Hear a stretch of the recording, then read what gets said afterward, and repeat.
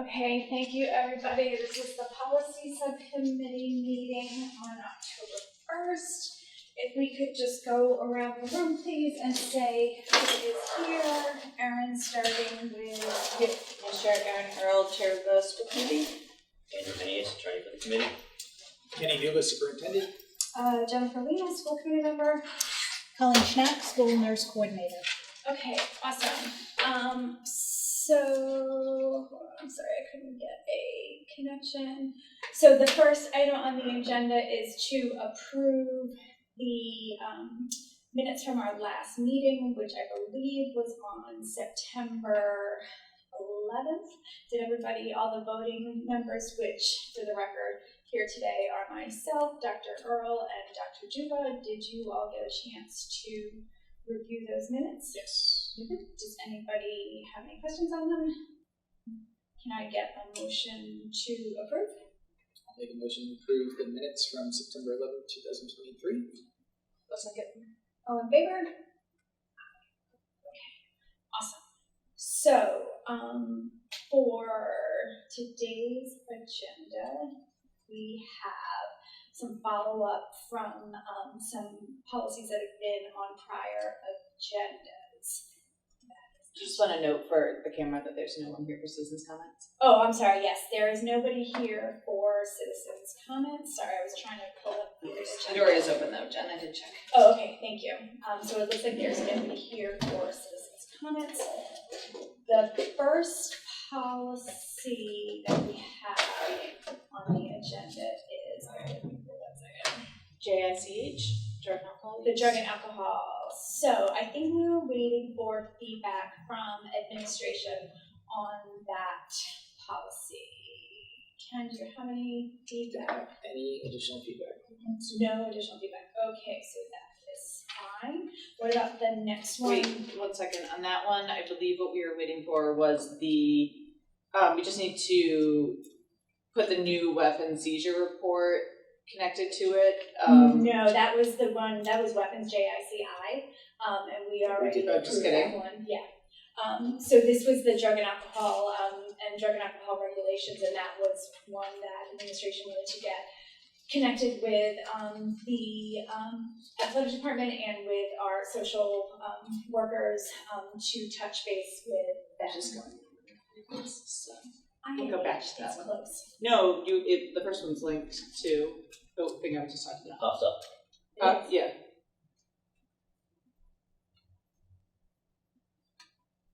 No, it's not. Are you in the right agenda? I'm the one that Ken's in, and that Colin's in. Yeah, it goes to drug and Drug and alcohol. JICH. When I clicked on it, and that, it's so weird. I don't know, the one that had the weapon seizure came up, maybe it just like linked. Maybe I clicked on the wrong link. It's fine. Okay. No worries. Okay, so we'll hold that one again for JICH drug and alcohol until you can give us feedback. No, they said they. I didn't get any. Like I didn't get anything, any changes or anything to me. So, but the action was there item something- resides with you. Because when we had discussed this before, you wanted to table it until you were able to discuss with. Right, and I didn't get anything to have to make any changes. So you spoke with them? I spoke at our directors meeting regarding this. So there are So- conflicts between JICH and JICHR, so it requires some feedback from you. Okay, so maybe let's outline. Let's see. I'll My go back notes and review exactly it. what, just so we're all clear on it, because So it's hard to keep track. If you look at, It has to do with the violation. it has to do with, hold on. I think, Jen, under H of the policy, it says the first violation of an athlete will be suspended for the next 2 scheduled sanctioned events. Yeah, so my notes say Dr. Duba will talk to Dave Tober about what is currently happening for athletes and extracurricular students. And then the next step is that you were going to send a red line, Jen. I did send the record. Yeah. So that's what I had for that one. Let me go back and discuss that with Dave, because I did not discuss it. Yeah, no worries. Okay. So Okay, so we'll pass pass on that. What about the teen dating violence? That was also, you were gonna speak with, the social workers regarding how that was being handled, and you were gonna discuss whether the regulation policy actually needed to be, whether we needed to have that, because that was very, we were gonna find out what was actually happening, what needed to be in the policy, and whether we actually needed to have the JBAR, or whether we could just have the policy itself and not the regulation, because there was some question about whether we wanted to have that much detail spelled out in a policy. Yeah, I need to follow up on that one as well with the social workers. Okay. So, Okay. So moving on, the next one is, so the two remaining ones on the agenda are the advisory committees and liaisons and the transgender non-conforming transitioning students. So we have Colleen here. So if it's okay with everybody, I'd like to reverse the order since we do have her here to give any input. Is that okay? So that 18 doesn't have it, and I just would like to close some of these so that I'm not flipping back and forth. So we had talked briefly about this at one of our meetings, and this policy is one of the ones that is on RIDE's annual health report that we need to review on an annual basis. And I think at the time that we discussed this, what I said was that while our policy is technically in compliance with RIDE's directive, it is just at its bare bones in compliance, and that both Providence and Jamestown have a much more complete and supportive policy that provides much more protection for our students. I believe Providence and Jamestown are almost word for word the same. There are some I remember differences. when in Jamestown we reviewed that policy, the province one was used as a resource with other resources that we had. So I do remember. Yeah, they're pretty from much, policies. yeah. So my recommendation would be, and in speaking with people from Thunder Mist and Youth Pride, they consider Providence to be kind of like the default model policy for the state. And I know that they are actually, RIDE right now is actually working to make sure that schools are in compliance with their directive, to make sure that not only are schools' policies in compliance with their directive and with federal law, but that they're actually executing the policy the way that it's intended to. So my recommendation would be to expand our policy to Wait, specifically. Jen, sorry, could you clarify what you just said? I misunderstood. There's a RIDE directive, or they are considering a RIDE directive? No, there is a RIDE directive. Yeah. And RIDE is actually, has said that, okay, our directive exists, but it's not good enough that it just exists. Like, RIDE is actually going around to each of the districts, and Andrew can probably expound on this, and saying, like, we want to make sure that not only do you know that our directive exists, but that you're actually doing the things within the directive. Mm-hmm. Like, so it's not just a document that exists on paper, that it's actually something that's being put into practice. So my recommendation would be that we change our policy to actually spell out the protections that exist in the RIDE directive versus just saying, see the directive and see the guidance, especially around things like pronoun usage, bathrooms, sports, locker rooms, things like that.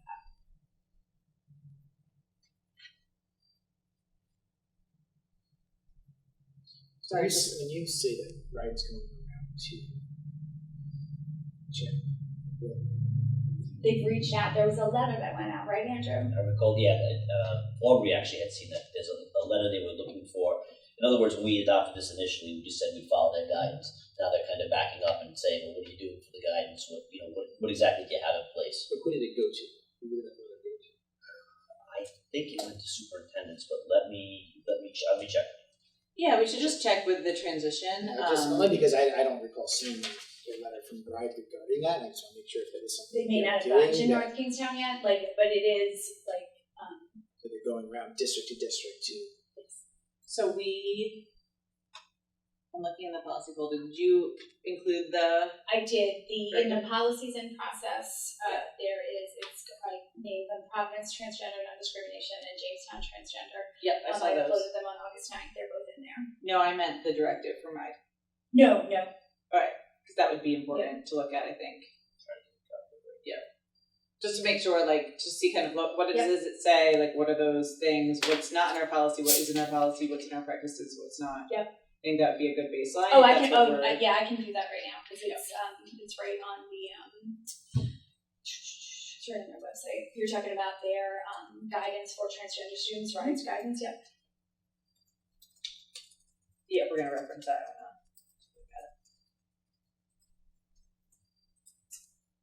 Ken, having worked on this in Jamestown, do you have any thoughts? I mean, I would just say when we worked on that was like a while ago. We spent a lot of time going through resources and really making sure that what we were putting in place was going to be followed, but also making sure that we were meeting the needs and supports of the students and that population. I would use that as a reference in updating our policy. It was something I'm familiar with that we had put in place in the last district I was in. Colleen, thoughts? I did check in with the high school nurse and middle school nurses. They didn't have any additional comments on the policy. Okay. But the nurses are certainly in a position to support all students, and we would be absolutely interested in any changes and making sure we can. Okay.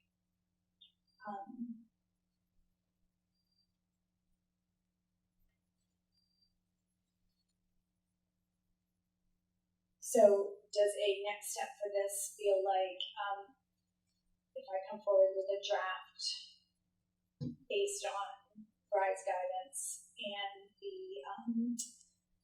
the two policies that are known to be considered best practices, meaning Providence and Jamestown, does that sound like a good next step?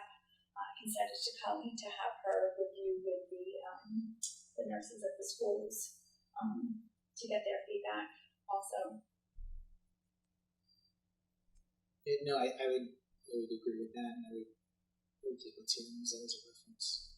So you take I would take this policy and use it as a reference and not have to recreate Oh something. yeah, I'm not going to recreate it.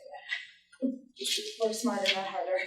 I think too, though, like considering, acknowledging that every district is different too, and that's just thinking about I am big on professional borrowing, but like also making sure that like whatever we're utilizing is going to be best for our students in our district.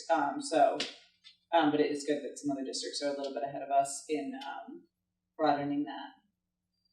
The policy includes all of the proper definitions that are in there. It references federal law. It goes over guidelines and implementation strategies. In that, it's referencing bullying, harassment, discrimination, privacy and confidentiality.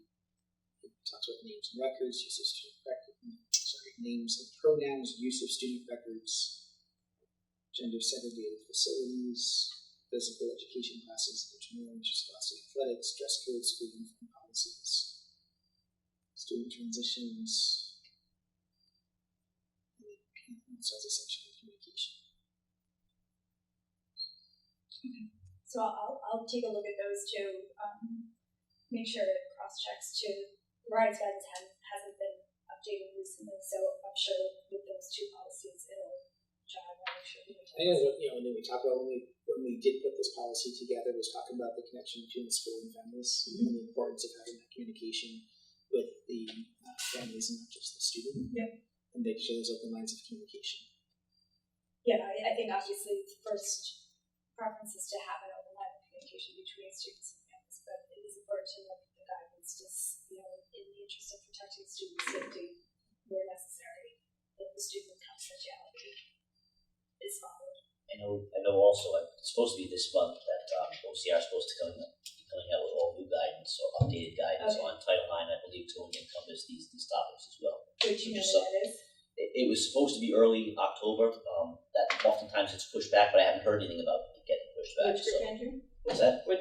I didn't hear the Office word. of Civil Rights. Oh, thank you. OCR. At Yeah, the federal yeah. level is supposed to come out with new guidance, I think even some new changes in the Title IX policy, but I believe it may encompass some of the practices here as well, Okay. so just something to keep an eye on. And if we get that, we'll send it to you. Awesome.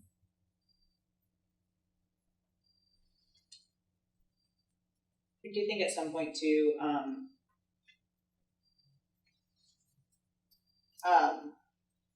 having someone within the community of take a look at it is really important. You know, I think it's like when you're writing things for students, having students look at it, and then also having somebody from the transgender gender non-conforming community like review it. I think is really important because it's hard to be really accurate when you're not looking at it through that lens. So it would be a recommendation, like kind of for making sure. The other thing that I noticed is just making sure that we're citing, like wherever we're getting definitions from. Like if we wrote them ourselves, that's one thing. But like if we're pulling them from different places, I think that's good, especially with things, you know, changing, like sometimes rapidly in language. Like making sure to not only cite where it's from, but also like when it was pulled, and then you know putting it in one of those policies that's like fairly regularly looked at to make sure that it stays up to date and consistent, or like referencing something else that is updated often and consistent, you know. So I think just kind of thinking through what's the best approach on that. I think that's really important. That's a good point.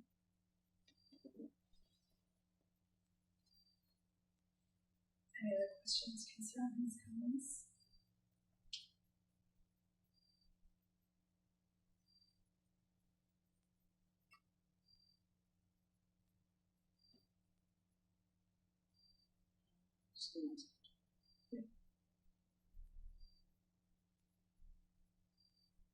Colleen, I know you said you asked the nurses, but did you have any feedback on the document itself, or any things that you think would be useful as somebody that's kind of overseeing the? I think now that I've sat in on this meeting, you know, to look at it, you know, I didn't really have anything to compare it to, and I don't think the other nurses did either. But now listening to, you know, other districts having more robust documents, it seems like it really needs to be looked at.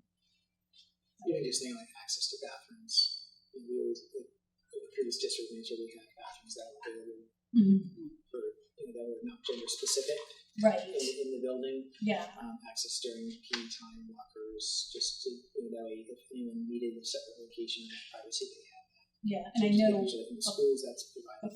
a few years ago that was put into place, even on the elementary level, that we had, you know, gender neutral bathrooms.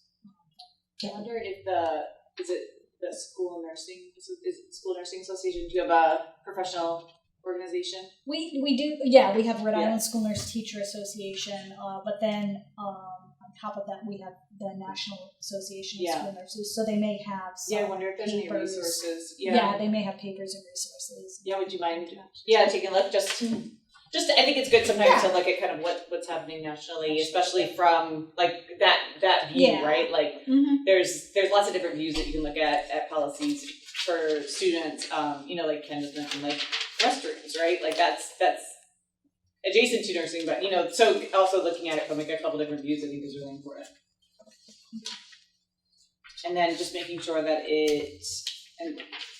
Andrew can help us this, but like whatever changes we make here, making sure it's consistent with some of the other ones that we made. That lines up. Yeah, like with bullying and you know, like all of those. Yeah, like just making sure they all line up. When we did that policy, we went through all of the other policies related to students as far as, you know, behavior, bullying, and pretty much went through any student policy and made sure that the changes that we made with the new policy were reflected in the others.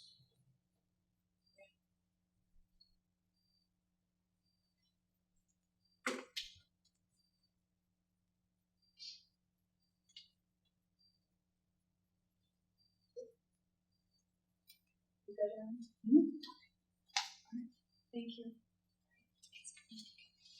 Okay, so the last policy on the agenda for today is the advisory committees and liaisons. So we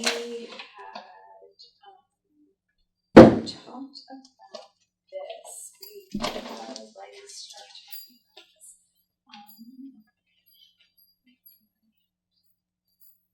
I can start with the preface if you want. Yeah. Thank you. So when I came on to the committee in December, one of the first things I did obviously was go through and review the different policies, et cetera. And one of the first things that we were trying to kind of reinvigorate was this committee, and was not able to find documentation regarding it. And so obviously we went through that process at the school committee level to document kind of that process for the policy subcommittee. But something that I think is really important is having some sort of documentation about all school committees, subcommittees, how people are selected for them, how they, what their term limits are, like what the expectations are, if there's any specific things that they need to have to be on the committee. Examples of that would be some of the ones that are state mandated, like the building subcommittee very clearly outlines like who needs to be on it and what professional experience they need to have.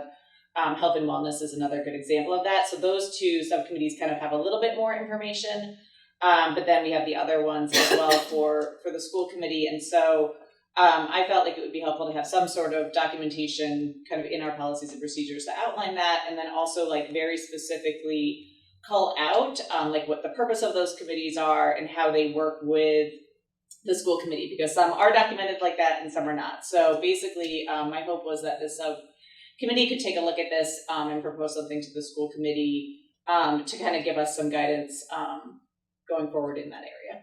Is that kind of what you were Yeah, I think that is exactly what we did. So I think, like you said, you know, each subcommittee kind of has their own area that they cover, and it's the distinct kind of what the qualifications are and the area that they cover, but within those, there's like a kind of blanket thing that covers all of them that I think, you know, is generic enough that there could be like a policy that says each subcommittee has to have members, like each, you know, and they're appointed by so-and-so, and there's a term of this, and there are... What happens if a vacancy happens? What happens if... How often they're, like, when the application goes out, how is the application advertised, like those types of things, and then maybe like there's some finer details, like what type of, you know, qualifications each one is looking for, and, you know, what specific things are being asked from the application that would, I don't know if they belong in this policy or whether they're like a procedural thing that's different for each subcommittee, but like, I definitely think like our current policy as it stands around like advisory boards doesn't touch on any of that, and like you said, are like trying to figure out, well, how do you pick these people, like where are they? We don't have that. Barrington has a really good policy. East Greenwich has a good policy. I looked for South Kingstown and I could only find their bylaws. I've got the South Kingston bylaws right now. It's in They their just redid bylaws. those. Part of their bylaws, Correct, yep. which we also don't have, but that's a different topic for a different day. And then Middletown also has one. So I dumped all 3 of those in the shared drive. So between all of those, I think that we can probably put something together. Because the other thing that also we need to spell out too is like, you know, who is, like, is there a, can you, say, like, subcommittees are bound by the open meetings law, and we know that, but we know that through trial and error, like it's not spelled out anywhere. Like, and yes, you need to have minutes, and like all that stuff needs to be documented. So yeah, and a lot of it is like one, obviously, like with transparency and making sure that we are being really consistent, like from committee to committee. Like that would be like my goal is that, you know, like all meetings are posted, just like the school committee meeting. You know, like it's that we're all following the very similar things. Obviously complying with the law, but then also to give people who might want to participate in different subcommittees some documentation to go back to. Oh, okay, like I see that this is available. It's, you know, I know that all, you know, subcommittee opportunities those applications are open for 2 weeks. I know that, you know, this is the process that I'll follow to get on it. I know that my term is this long and I'm able to rerun. Like, I think that that's a really important thing for community members to understand before they make a commitment with their time, because it's so precious. And so it's also part of that for me is like helping us engage our community more in participating in these subcommittees and really hearing their voice on different things, because they're extremely helpful with so much going on at the district level and the school committee level, to have some groups to be able to focus on certain things and then send recommendations up. It's really useful, but I want to make sure that people understand the commitment that they're making. Yeah, and I think, like you said, like we as school committee members, we have to kind of like re-up our committees every 2 years, and I think that's the perfect time to try like say also like that might be a good way to say like the turnover for committees also, like, and that way people know like at that biannual meeting, like applications either close or open or whatever. Yeah, and it might actually be the opposite. And we can talk it through, but maybe you'd want it on a staggering year basis so that the chair and all the members aren't all rotating at the same time. You know, but I hear what you're saying though, is like putting some calendar consistency to things. I definitely agree with. Yeah. But and how we do it, there's pros and cons to both ways. But that would be something to think about too. And also kind of how do we backdate information, right? So say, I know the DEI subcommittee, and I know they are working on that, and we're actually going to hear some thoughts that they have tomorrow that will then probably likely end up over here with this committee. But like, for example,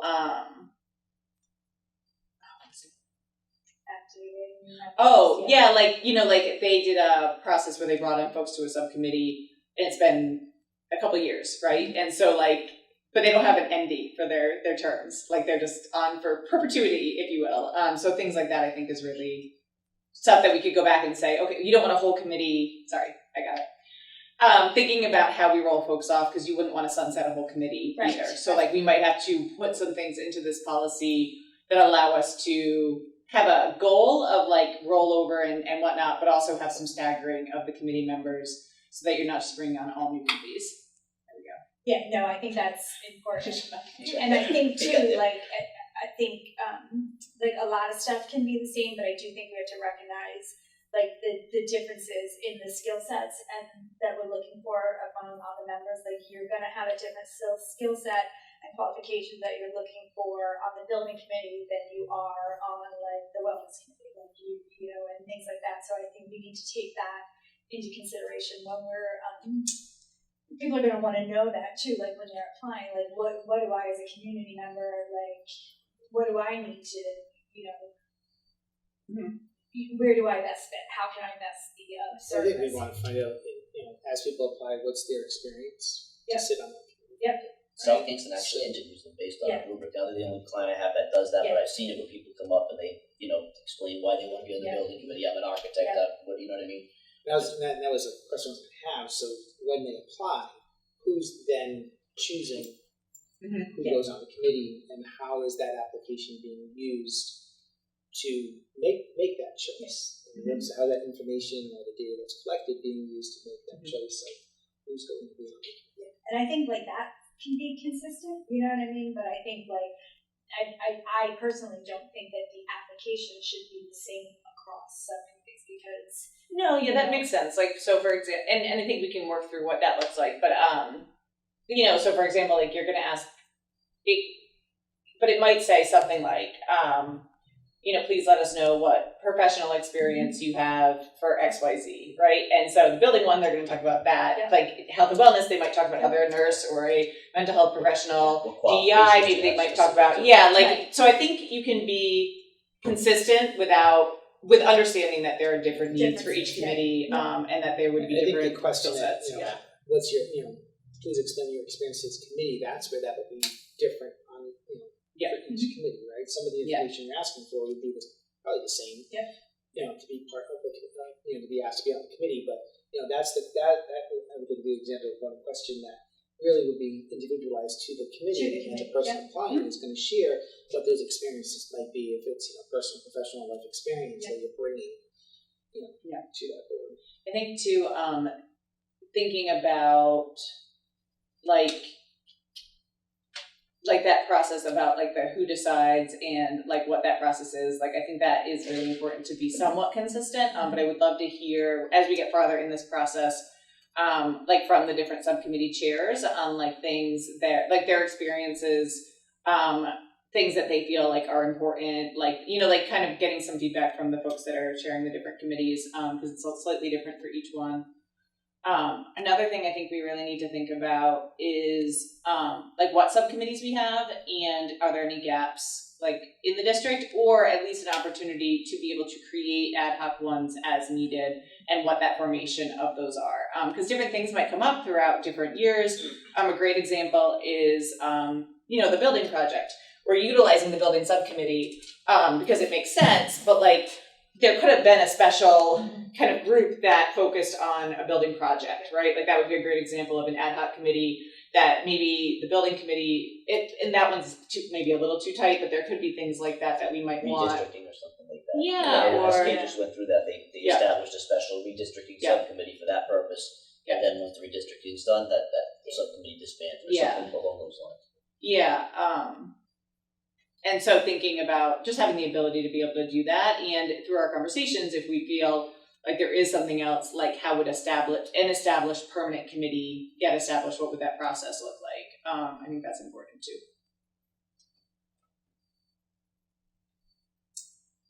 So this policy does talk about temporary advisory committees, which that would be an example of what we're referencing. I don't know if there certainly hasn't been like a temporary one.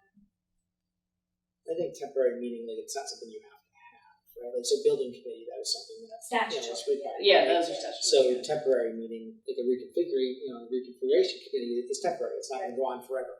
You're only needing that for that at that time to have those discussions and reviewing and analyzing. Yeah, an example might have been like the right to read, like training mandate, right? Like the school committee could have had a small group, not on the implementation, but like we had a lot of conversations about like when should those trainings happen with the calendar and like money, or like the ESSER, like there's things like that are quick, are going to be a certain amount of time, and then will definitely dissolve. So yeah, I agree, Ken.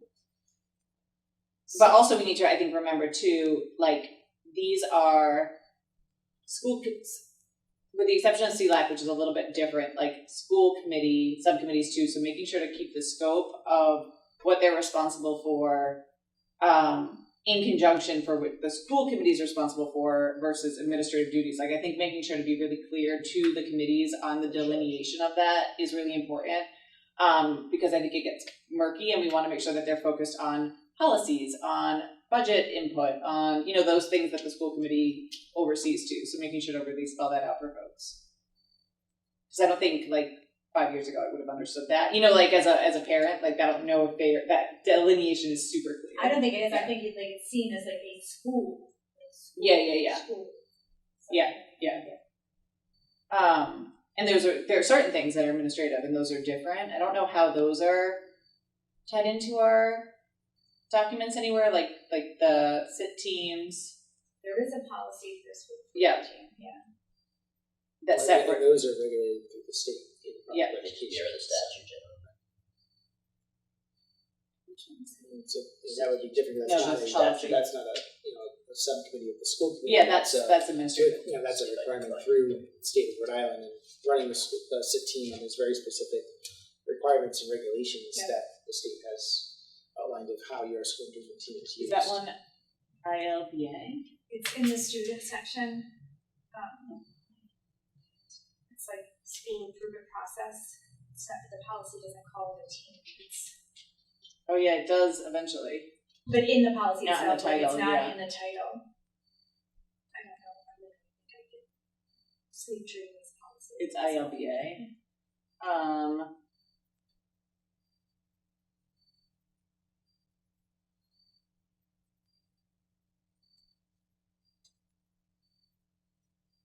You all amended that one last year, Jen, it's like. Something changed. Last year, I mean March of 2022. That's what it says. Yeah.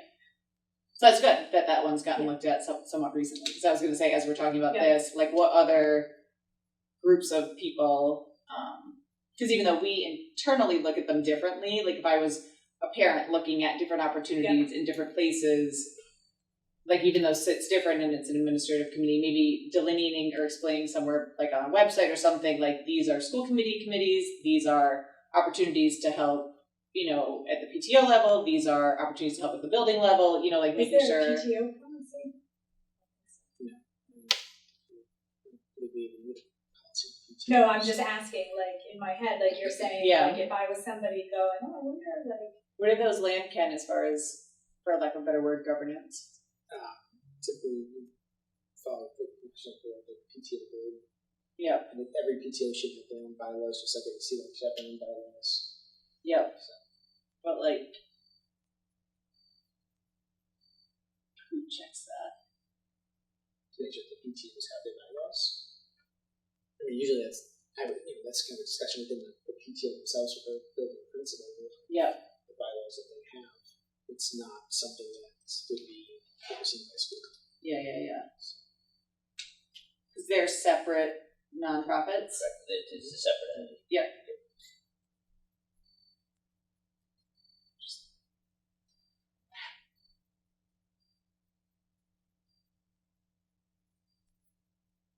So I don't think we have to. So it's like we can take a look at. I think this policy itself, the advisory committees and liaisons, this is specifically to the school committee, right? So this is specifically speaking to your subcommittees. So Oh, some yeah, of these other committees we're talking about are school related, or PTOs. It's not, it's Oh yeah, school. I'm not. So this would be specific to This is specific to school that committees. The school committee has. School committee ones. Yeah, I was thinking like about referencing other policies. Like like would you in that policy explain that like PTOs are separate and that's it is like because I want people to understand. Yeah, I don't know if I would. Yeah. I think most people know PTOs are a separate entity within the school, and then it's not an extension of the school committee. I don't know if most people know that, but maybe. It's fine. I was just trying to think through like the organization of like different people that volunteer and where they land as far as like advisory to the committee, school committee. Okay. so the next step on this, if I put together a red line document for review, does that work for people?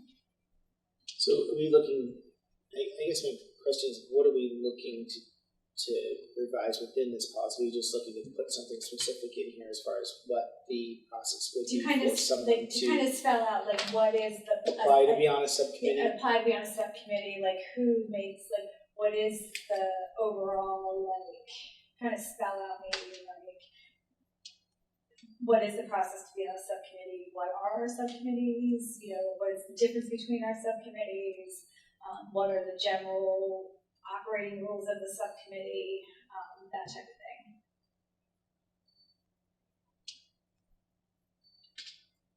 Who chairs them, how they're selected. Yeah, how they're selected. And again, some of them are very spelled out by the state. Like health and wellness is very spelled out and buildings is very spelled out. So it would just be reinforcing that we follow those things. The others are not as spelled out. Yeah, just reinforcing that, their advisory committee, I think everybody knows that, but just reinforcing that they're not. No. I think also, so for example, we have two school committee members. No, we have one school committee member on health and wellness, right? And the health and wellness school committee member is the chair of that committee, I believe, or I don't know if there's a co-chair or not, but they definitely have to be the chair. Like I know that for a fact because we were surprised by it when I went through and read it. And Tom is, but if Tom is sick that day, the day of a meeting, can another school committee member fill in for them, or is those are the weird questions that I just don't know the answers to sometimes. That I would like to either internally make decisions on or figure out what the references are from the state. Because I want to make sure we're in compliance for things, right? Or just things like that are a little wonky that sometimes I'm going, I don't know if Jen can go in Tom's place tonight. That's a great question. And we haven't had that in that situation, but just things that I don't know how I would answer. Yeah, and how often, the statutory ones, health and wellness has to be 4 times Quarterly. Yeah, but the rest of them, is it at the discretion of the chair? Is it there's no, just to kind of put some. Yeah. Something. Another challenge that we've had is subcommittee meetings being stacked on the same night at the same time, which is a challenge for our community members. And so maybe putting in some language there about like, whenever possible, like don't do that. And like the only time that should be done is in like extreme, cases. It needs approval from the school committee chair and the superintendent, like to be able to double book a meeting like that or something. I think just, and it sounds so simple, but like just things to help us be cleaner, because, community members want to go to those meetings and they want to participate. And if we book both, they have to choose which one. And like, we want engaged members and not make it harder for them to learn and participate in things. Other stuff that could be in the policies is about the taping of them. Right now, that was kind of a new thing that we started doing, which was taping subcommittee meetings. We live stream school committee. We don't live stream these. Like how soon they need to be posted by, like all of that sort of stuff. Like we don't have anything that kind of outlines and documents that for the chairs of that policy, of that procedure and policy of communication and transparency. And like how, establish an account for the year, just things to like so that people can know, okay, I should expect that there will be a schedule. Yep. It will be posted with those sorts of things. Yep. So, what do you want as far as Ken was going back to your original question? It was basically I think it's just to answer a lot of questions. Yeah, that you answered. Is there something specific you want to see in there? No, nothing specific. I was just getting a frame of reference of like what we were looking to revise within the policy. So don't want to see in there? No, I would just say just be careful that we don't go kind of to a fine line of like policy and procedure. Yes. Yep. Because procedures you want to have flexibility on. So that would be my first reference to that. But once we have something to look at, we can then go through and see if there's something in there that we think is more procedure and to keep that simple policies. Yeah, I think we want to make it functional and not too restrictive. But also like knowing that school committees turn over and that like different people sit in the chair seat, like I think having some sort of thing to give them some guidance, to have some consistency. Guidelines and expectations of like how it's supposed to work. Yeah. And then Jen, at some point we'll have to think about if we want to fold in policy BGA 1, which is the policy subcommittee charge, which is the one that we created to be able to have this subcommittee. A lot of districts have that separate. Yeah. Yeah. I won't say a lot, but I saw several. Yeah. So I feel like maybe that one should stay separate, but we can have that conversation. Like that feels like this is what births everything else, so it stays by itself. But we can talk about it. It seems odd, but also I would agree, but also odd. Yeah, so just something to think about is like my intent was not for that one to ever live alone. It was to create this, it so we can create all the others. Yeah. So it could either if there's a reason to keep it separate from a like national board association perspective or from a legal perspective or whatever, but if not, like I would fold it in so that all of the things are under one thing. Yeah. There's like a separate policy on policy development, which I do think should be separate. But like the subcommittee charge, I would imagine would sit with the other charges, unless I could be wrong though. Yeah. Okay.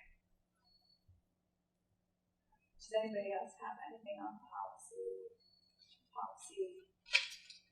subcommittees, advisory? I'm just reading BGA 1 and just reading through, looking at it as far as like its purpose and the charge of the. Oh, you know what? We didn't have it on the agenda. We can't talk about that one.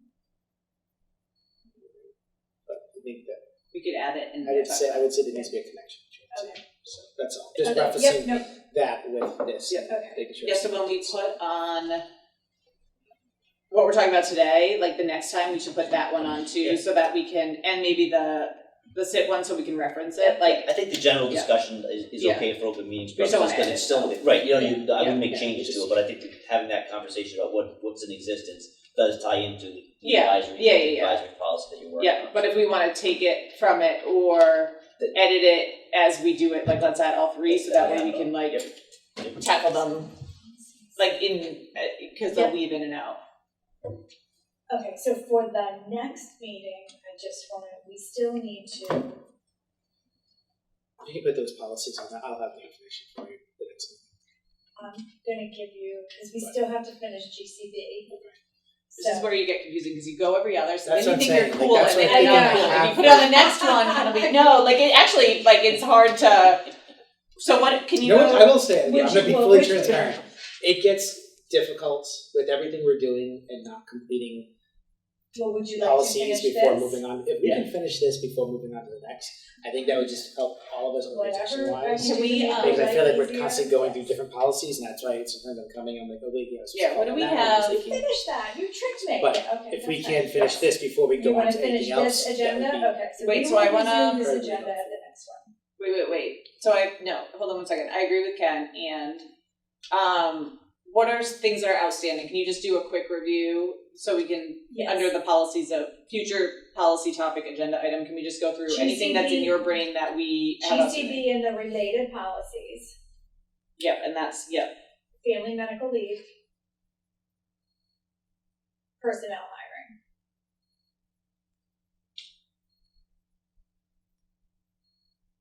And so I think one of my first questions would be, and then all the ones that we just had on this And one then today. today's stuff.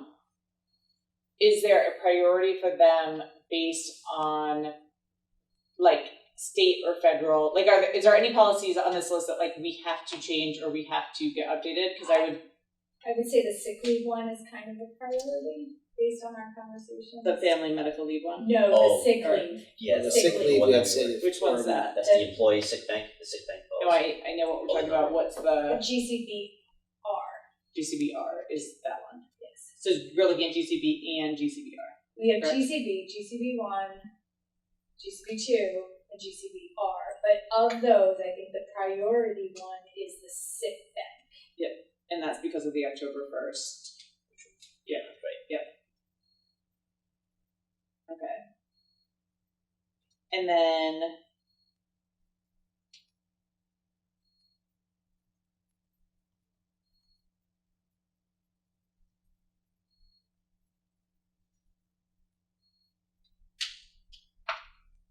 wasn't it one of the ones with, or any of the ones with the drug and alcohol ones? Or was that just because we noticed the conflict in the language and therefore it was a priority? Those are part of RIDE's annual health review, Yeah. and that's why we looked at them. Yep. Is there a deadline for that? No. No, we just Have have to to do do it. reviewing the policies. Huh? We were just telling them that we were reviewing those policies. Yeah. And so we just need to update it. Okay. So that one's kind of a priority because it's like state mandated that we look at that one. I'm just trying to think of like, how do we, like I vary for like the fact that we need to update these and that we need to like make some progress. But also like, I agree with Ken, like closing some out is more helpful in my brain. Like a month going in between like two ones, Yeah. like it's a lot of like flip flops. So I want to try to figure out like a way that's like a little bit. Yeah, if that's easier, Yeah. that's fine. My recollection, I know my office looked at that FMLA policy, and I think that was just some relatively minor changes. Yes, So that might be, yeah. that might be an easy one to check off. To check off, I think okay. so, yeah.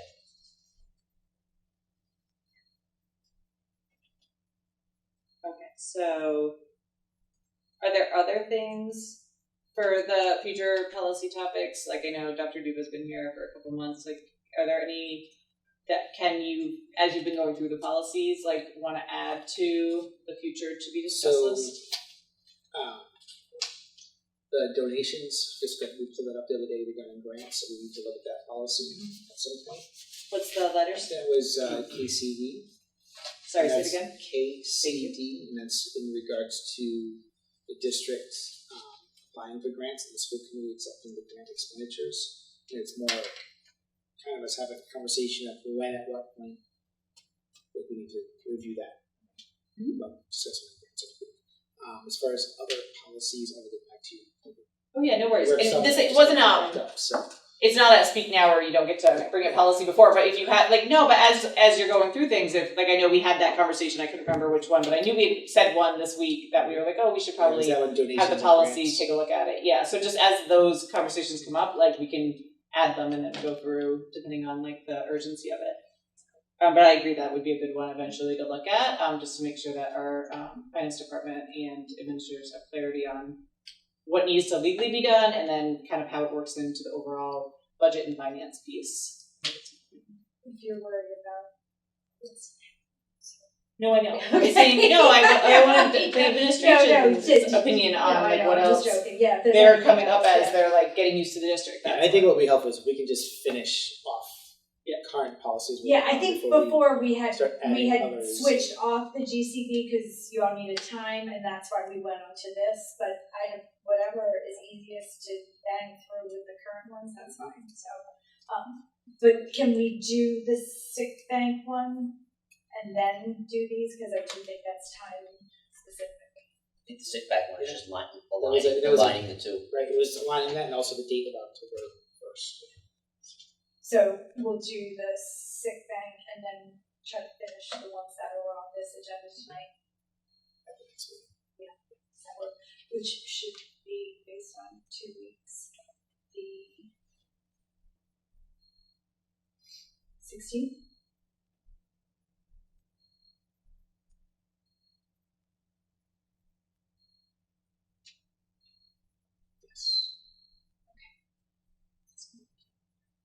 Just as an aside, Aubrey did just get back to me. She said it went to all districts. She's going to get me a copy of the letter. She's not sure whether it was addressed to the superintendent or who it was. Thank you. Okay, so to clarify,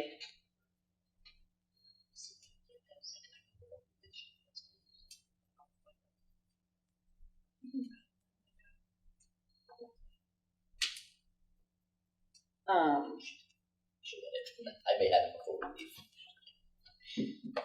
so quick. So for plain GCB, right? Because for the future meeting, Regular GCB? Yes. Just GCB plain, no numbers. Yes. Is that on next agenda or no? No. Right, so we're just gonna look at GCB-R. Yes. If you can just send Stephanie and I a reminder of what is still needed to be reviewed on that. Yes. And it brought, the details of the last meeting. Alright, so GCB-R and Jen will follow up with like what is like the outstanding questions on that one. There was some items that were put together. Yep. And then the other two will sit for a moment, and then we're gonna go back and do JICH. JICHR. Yep. And that is conversations with the athletic director and conversations with social workers. And then I think it's JBA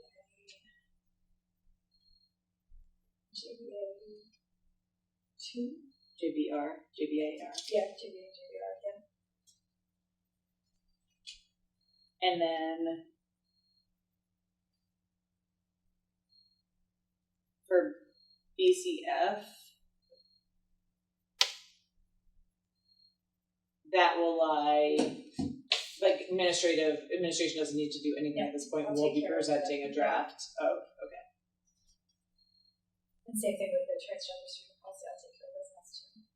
Yep, and that will just be taken from some other districts' resources and presenting at least like a workable draft for us to kind of go through and talk about.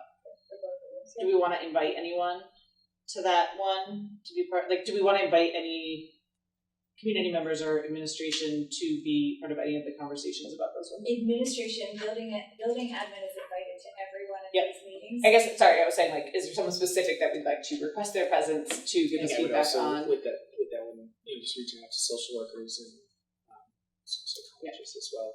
I will need a list of those because I don't know the high school ones, so I'm happy to extend the invite if someone can tell me who can choose, give me those names if I ask them.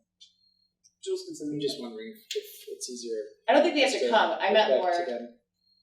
Like if Ken, if you want to talk to your people, that's one thing. But I was thinking, for example, what was the one? Like if we're going to talk about the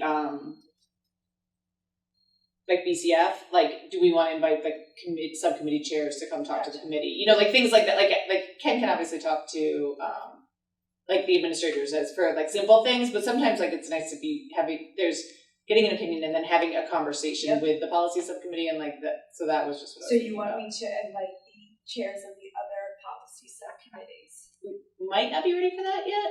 It depends if, I think we should go through it before we. yeah, implement. maybe then Yes. they can review Yeah. what, like our like 75% draft. Okay.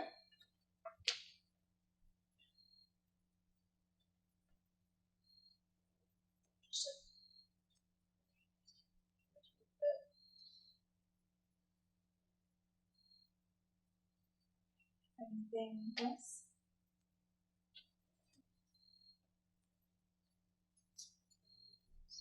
Erin, you good? Anything else? I'm gonna make a motion to adjourn. Can I get a second? Second definition. All in favor?